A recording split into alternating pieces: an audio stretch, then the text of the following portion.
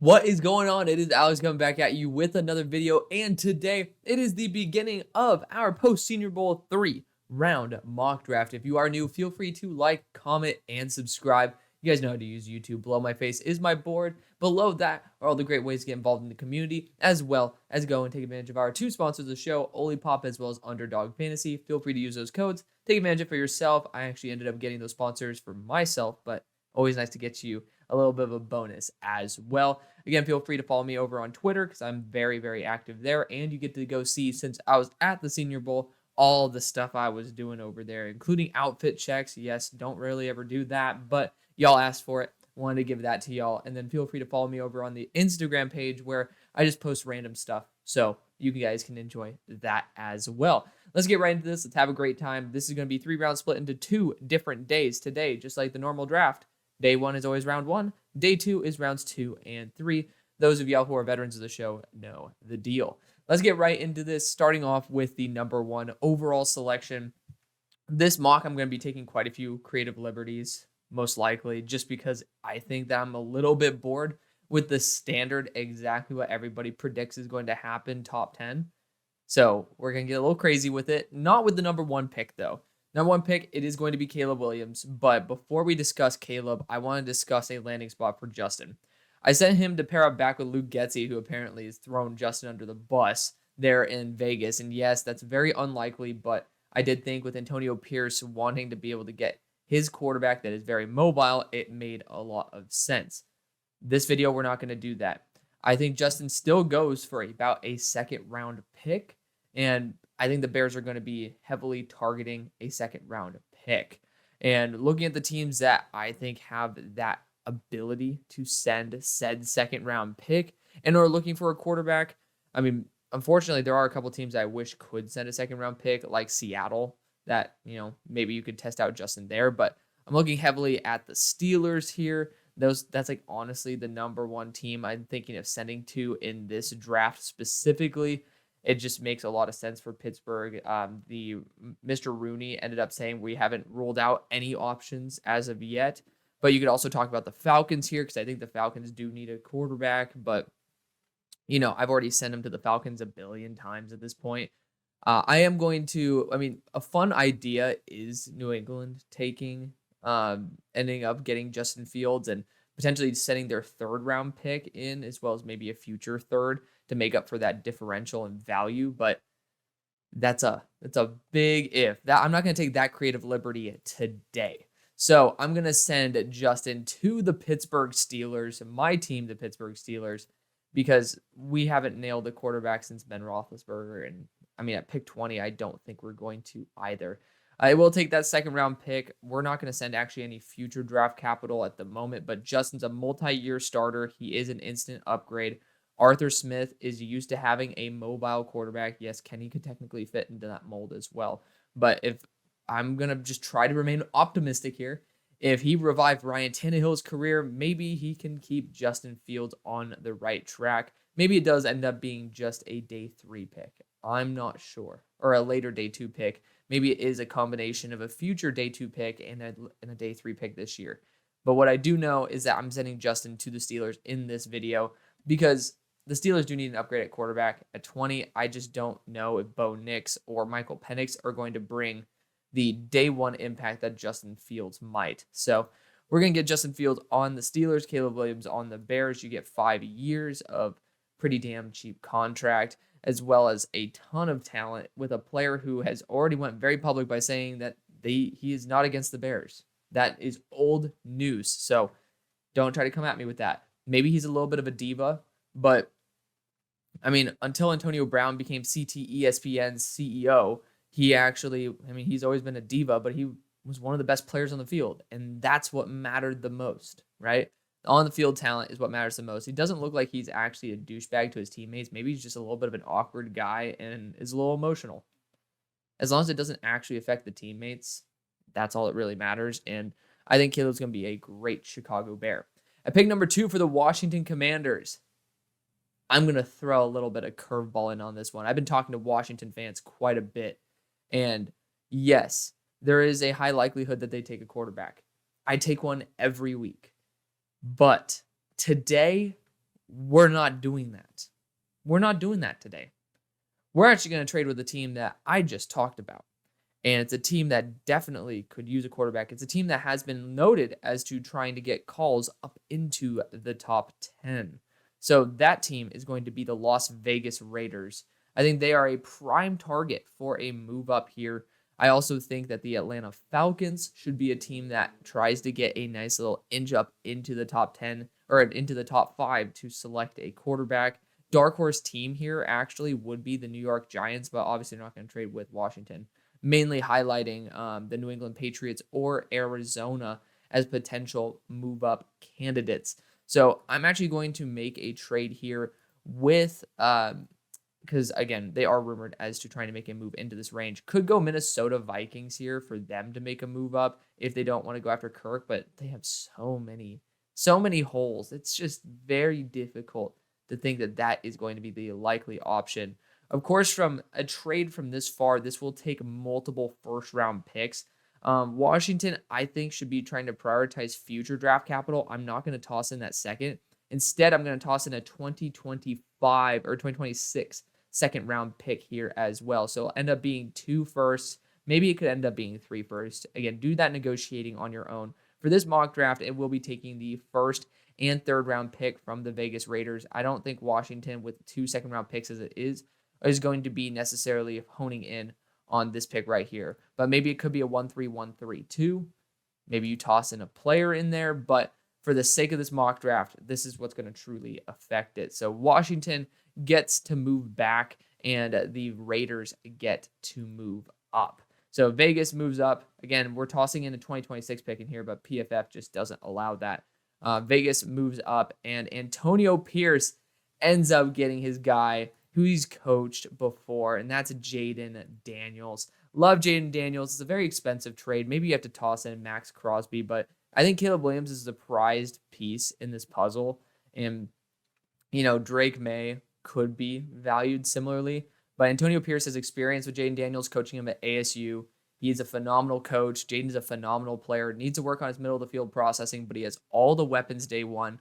Maybe pick up an offensive tackle in free agency, but the defense is being maximized in terms of their value, so I trust Antonio Pierce to continue doing that, and so you end up getting your guy. Yes, it's very expensive, but this is also a division where you need to go balls to the wall, and if you fail, you fail. If you succeed, then you actually have a chance. So that's going to be the role right there. Jayden Daniels goes to the Raiders. Pick number 3 for the New England Patriots. I kind of want to throw a curveball in here as well. I'm debating going Marvin Harrison Jr. here at pick 3. I think it's a 70-30 chance it's Drake Maye or Jayden Daniels, because the quarterback position is the biggest wins above replacement position. But the Patriots have been atrocious at drafting receiver. They've been pretty solid at finding quarterback value down the board. So I will go a little balls to the wall. We'll change things up a little bit by having Marvin Harrison Jr. going to the New England Patriots. The quarterbacks will slip a little bit in this. That's just what happens. You got the top 3 dudes, and then the other guys have age questions on their side, etc. I mean, technically, all these guys have questions, but I think more of the questions are answered from the top 3 guys than the rest. At pick number 4 for Arizona, this is a prime opportunity to trade down and get even better draft capital. One of those teams that I think I could hone in on right now is the New York Giants. Drake Maye is available. This is a super short-range trade, but you could also trade with the Atlanta Falcons, or you could trade with the Minnesota Vikings. And looking at what I would really want for the Arizona Cardinals, I think an offensive tackle is kind of key. And, when you look at it, you could trade back only a couple spots, still end up getting Joe Alt, or you can try to move a little bit more down the board and then see what options are best for you there. You might miss out on the top 3 tackles, because I could see one going right here, maybe another going right here. I do think that the best option is Talise Fuaga, because I would kick Paris Johnson back to his native side. But if you end up getting Olu Fashanu, that's a pretty good move as well. I want to double check what we're seeing right now with the Vikings picks. Man, that's kind of brutal. That is brutal. Without that 3rd round pick, I think that really severely cripples Minnesota's chances of really pulling this through. I've heard rumors of Justin Jefferson being part of this deal. I'm not going to go that crazy with this one. I'm going to go a little bit crazy, though, by changing it from Atlanta to New York. I don't think New York expects Drake Maye to be there at pick 4, but if they are, they're simply going to send a second-round pick, and that later second-round pick, also Seattle's pick. So it's nice to get a little bit of a dig in there for Arizona by saying that, hey, Seattle, you liked your second-round pick? It's ours now. But again, if you really want to add some extra draft compensation, feel free to do so. I mean, technically speaking, I could dead ass put in, what's his name? Where's he at? I could put in Evan Neal and kick him to left tackle and see what happens. We're not going to do that. But let me know what you think, because I think that would be a really cool idea. But we are going to be moving back with the Arizona Cardinals, getting that extra second-round pick. The Giants move up and select Drake Maye. I think they're very interested in Malik Nabers. However, when Drake Maye's on the board and you have Daniel Jones, who's, pretty mediocre, to be completely blunt, this is just a way to actually get your future at the quarterback position. It depends on what the front office wants. Do you want a Super Bowl, or do you want to be consistently slightly above mediocrity? As a Steelers fan, since pretty much 2012, we've been kind of trending that way. So believe me, I feel the pain. But essentially, if you want to get an actual Super Bowl, and that's usually the goal of the whole entire year, is to get to the Super Bowl and win it, you need to be willing to take creative liberties and take risks. And Drake Maye is going to be one of those guys who has the ceiling, and you have a guy who can actually teach him very well how to have a solid floor in both Dable as well as Daniel Jones. Pick number 5 for the Los Angeles Chargers. Brock Bowers is going to be the selection for this. I've explained it in the past videos since Jim's been selected as the head coach. He's always had elite tight ends and elite linebackers wherever he's been. He's placed a lot of his offensive prowess through the tight end position, and you can get a generational level tight end. It just makes so much sense. It really does. There's no elite tight end from Michigan that's coming out this year, so I don't think they'd be sniping one of his dudes down the board. And this team is pretty damn desperate for one. Malik Nabers might be the smarter selection in terms of, receivers are the ones who can get up to 1,800 yards and be more of a focal point. But Brock Bowers offers an assistance in the run game as well that I don't think should be pushed down. Pick number 6, though, for the Arizona Cardinals. Could actually go Malik Nabers here and just get that supreme super weapon. But I think going after offensive line is more of the key position. And we're at 6 again, where you drafted Paris Johnson last year. And Joe Alt feels like the best move in terms of the best player. However, I think Paris Johnson needs to be factored into this equation. And Paris Johnson is a phenomenal player. Phenomenal player. He has so much potential. I wasn't over the moon about him because he needed a little bit more refinement. He's a year in. He's had that refinement. Kick him back to left tackle and take Talise Fuaga out of Oregon State. I mean, he is going to bring so much run support, and he is extremely mobile, extremely humble as well. Great guy. Got to meet him multiple times at the Senior Bowl, got to talk to him. Hopefully he'll be coming on the show sometime soon because we're in contact with him. He's a great player. He was obviously my number 2 tackle coming into the year, which was, me putting my balls on the table.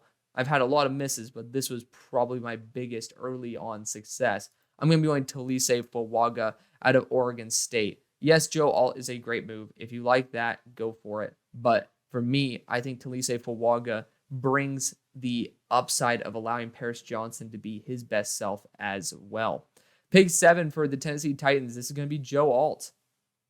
I mean, it is what it is. He's a phenomenal offensive tackle, and he's the perfect pairing there for Peter Skoronski. So Joe Alt goes at pick number 7. At pick 8 for the Atlanta Falcons, I don't think they expect Malik Nabers to be here. I don't. And they only have one wide receiver on roster. I don't think Malik Nabers actually gets to this point. It's hard to imagine it, but also good players fall. That's also part of the draft. So we're actually going to be going Malik Nabers out of LSU to the Atlanta Falcons. You literally have Drake London and Kyle Pitts as your receiving weapons on roster. So being able to draft a player of Malik Nabers' caliber is certainly worth it. Some NFL teams have Malik above Marvin Harrison Jr. per an inside source that I overheard at a bar, who is a very credible source. That's the NFL for you. But Malik Nabers is still a fantastic player. Definitely going to be going top 10. Want to make sure he ends up going here. At pick 9 for the Chicago Bears, you're down to Rome Odunze as well as maybe Jared Verse or Dallas Turner at this pick. The edge rushers certainly might go a little bit earlier than expected. We do now have that pick 52 as well. And that could end up being Brandon Rice, but Rome Odunze is looked at extremely favorably by NFL front offices. I do think the Bears end up just going very offensive heavy with these first picks. So Rome Odunze pairing up with Caleb Williams there for the Chicago Bears. At pick 10 for the New York Jets, we're going to be going Olu Fashanu here. It's not a big surprise. Talise Fuaga, Olu Fashanu, like it feels kind of set in stone, like that we're going to be going after an offensive tackle here to help out Aaron Rodgers. Lost out on Broderick Jones last year. Get the upgraded version in Olu Fashanu this year. Pick number 11 for the Minnesota Vikings. This was honestly probably one of the worst case scenarios for Minnesota because I would hope that they would be within striking range of a quarterback. We just don't have that third round pick that just might be that nice little kicker on top for a particular trade.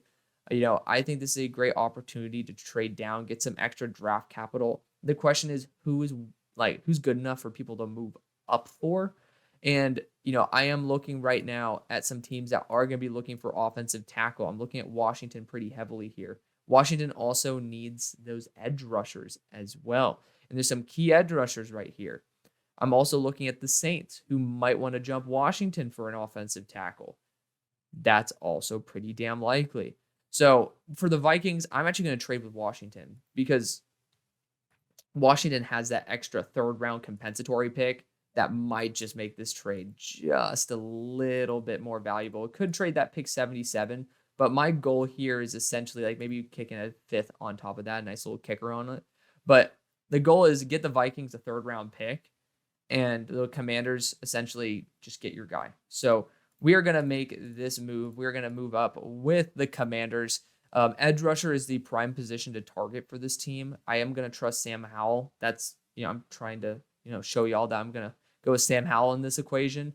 And I'm actually going to be going after Amarius Mims, tackle out of Georgia. I think he's the second best right tackle in the class. This team could use help at both right and left tackle. And you acquire multiple first-round picks in the future. You're able to just really recoup all of your team's assets. And now you can replace that into edge rushers, into more weapons, into more corners. This team is one that needs to thrive on its youth. Sam Howell's already shown the potential to be great. You have Cliff Kingsbury right there. And if you do end up sucking, you still have a pick. And you have the Raiders' first-round pick in case they suck too. Could pull a Bears move right there. But you end up getting a super talented player in Amarius Mims who brings so much athleticism at 6'7", 340, and so much untapped potential. You have now a ton of picks to also draft those edge rushers and be able to replace those as well. This is a prime opportunity to really fill a need with proper value. At pick number 12 for the Denver Broncos, edge rusher is going to be the position I go here if it's not going to be Terry and Arnold at corner. And I think Dallas Turner should be taken off the board sooner rather than later. And I think the Broncos would be the team to get excited about a player, even though he's 242 pounds, plays like he's about 255, and knows how to play multiple different roles in that defense. Pick 13 for the Minnesota Vikings. We're back again, and this is a prime opportunity. We got that third round pick, so you can actually stay a little bit longer in tomorrow's video to be able to get Jared Verse, edge rusher out of Florida State, losing pretty much three of the top edge rushers on your team in DJ Wonum, Danielle Hunter, as well as Marcus Davenport. So being able to replenish that with an elite player at 260 like Jared Verse is right on the money. Technically, I don't think it's been since 2005 that you've drafted an actual edge rusher. So maybe you do go defensive interior. But I think that this is the smartest decision for the team. At pick 14 for the New Orleans Saints. So looking at the options available, it's hard to pass on a guy like Terry and Arnold at this point or trading with a team that would want Terry and Arnold. But this team needs that tackle. They need him desperately. And there is a noticeable drop-off after J.C. Latham. So J.C. will be going to the New Orleans Saints to train at left tackle to replace Trevor Penning. J.C. had a really solid ascension this year. I love that development. Always give credit where credit is due. At pick 15 for the Indianapolis Colts, I'm looking heavily into Terry and Arnold here because I love the flexibility he brings. He has great physicality. He honestly has pretty good range as well. And I love the most about him, like what I love the most about him is his versatility. He can play in the slot in case Kenny Moore gets hurt, or since he's 30 years old, maybe doesn't even want to be there anymore. I think he should stay because he's a great player, and that honestly might even help Terrion even more.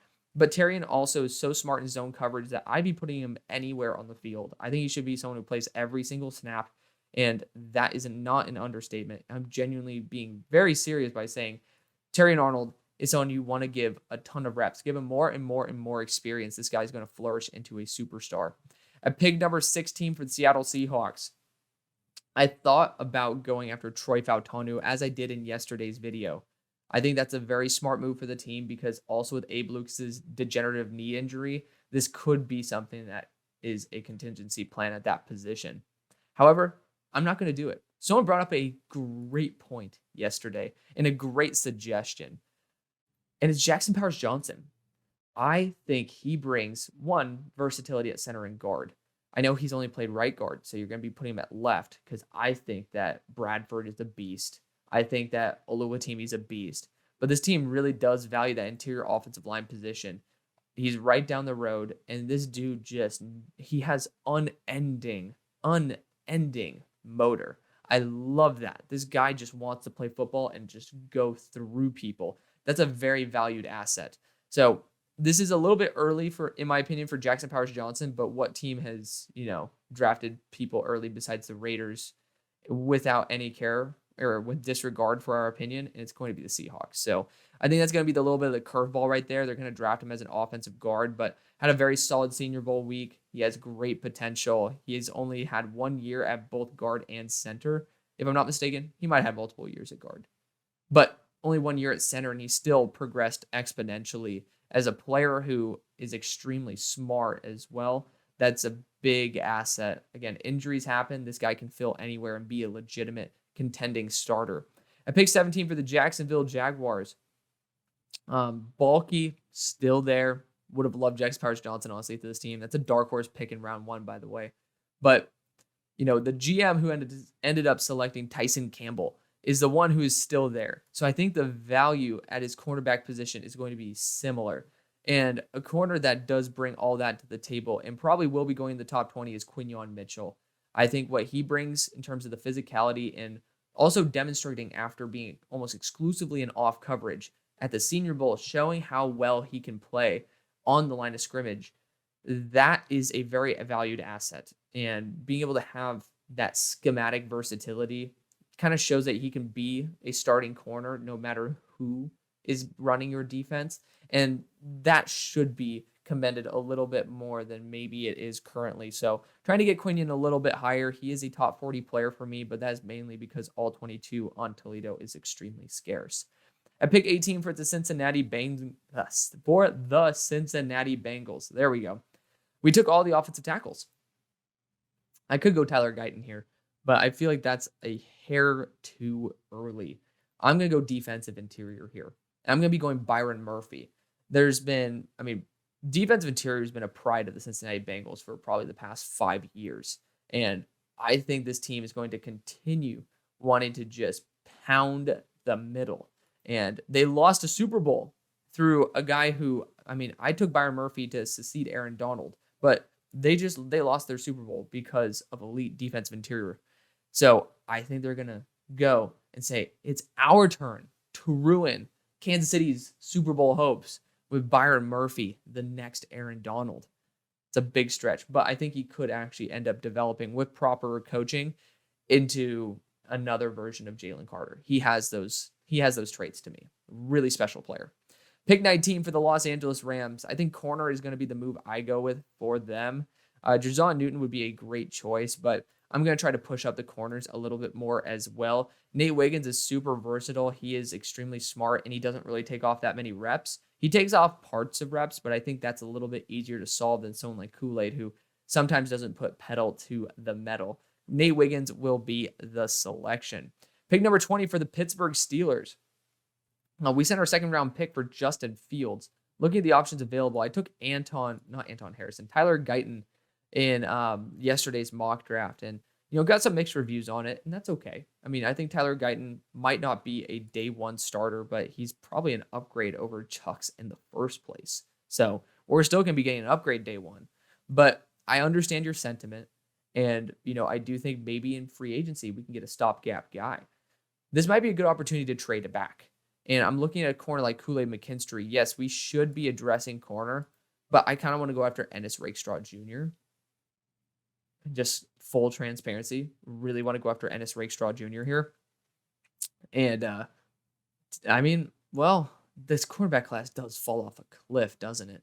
I keep forgetting about how this cornerback class just really took a tank. With Denzel Burke returning to school, that's what really started tipping it for me. Ennis Rakestraw is phenomenal.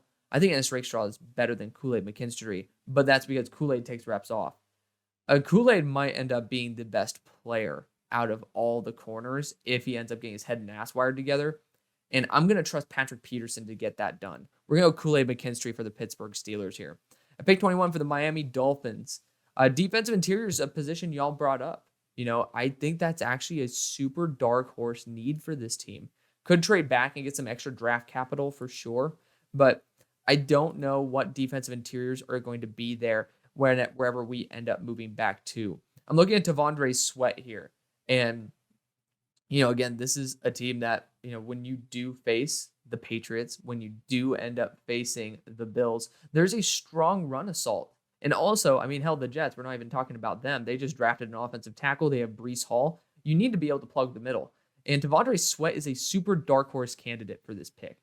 I really like the idea, and I want to hear y'all's thoughts on it before I end up selecting defensive interior. That's a move that I probably will end up making next week if y'all end up thinking that's a smart move. I know I got two people to bring it up to me, but for this early in the first round, it is very tough to swallow that type of pill when you have three interior offensive linemen who are, essentially piecing the scene.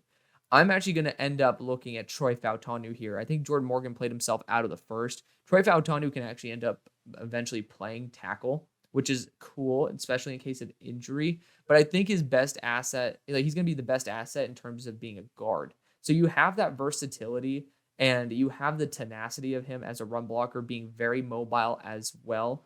That to me carries a lot of weight. So I'm actually going to be drafting him to be a guard for this team with that tackle versatility. In case of retirement, in case of injury, that's somebody who does provide a longer term value that is far more than just being one position.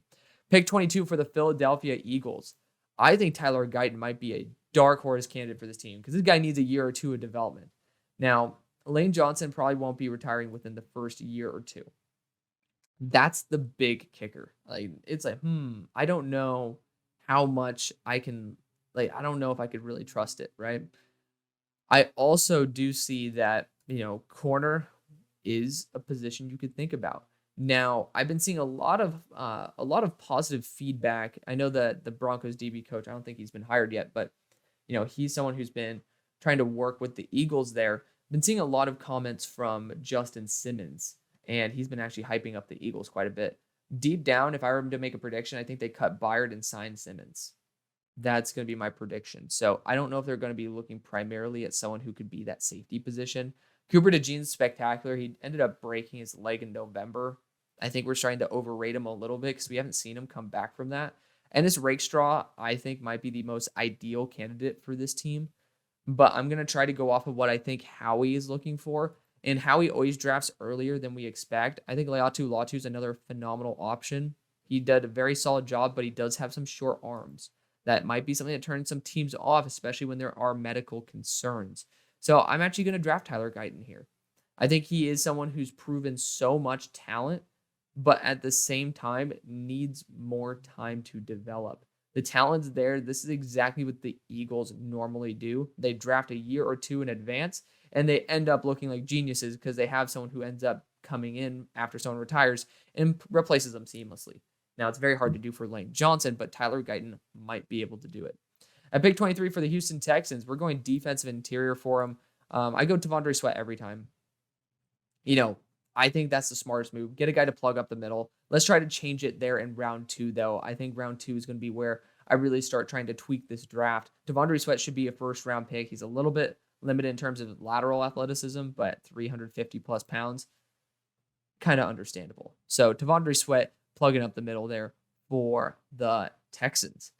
Dallas Cowboys. So looking at the options available, this is a team where I would want at best to be able to go after a center.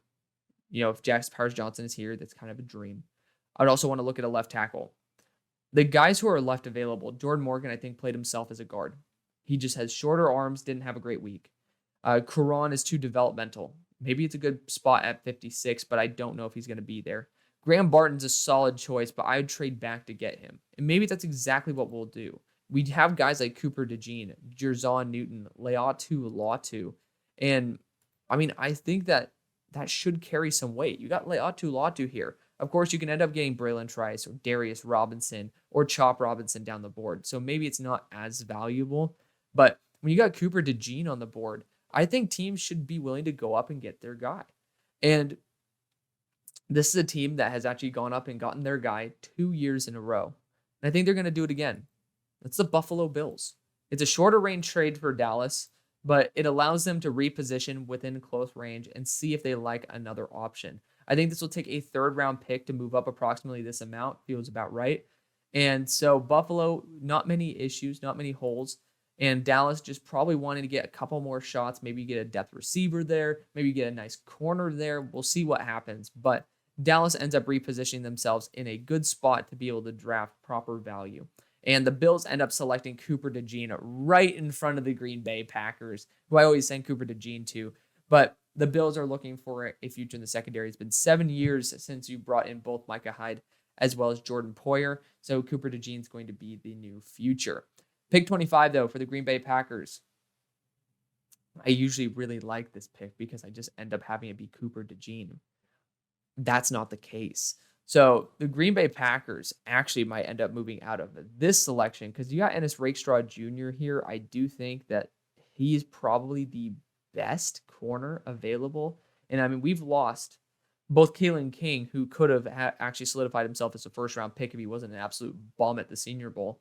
But we could have had Kalen King and Denzel Burke here. That would have added a ton of weight. I don't think TJ Tampa, he really underwhelmed me. Kamari Lassiter's really light, so he's more scheme specific. There's really not that many more corners that are properly available.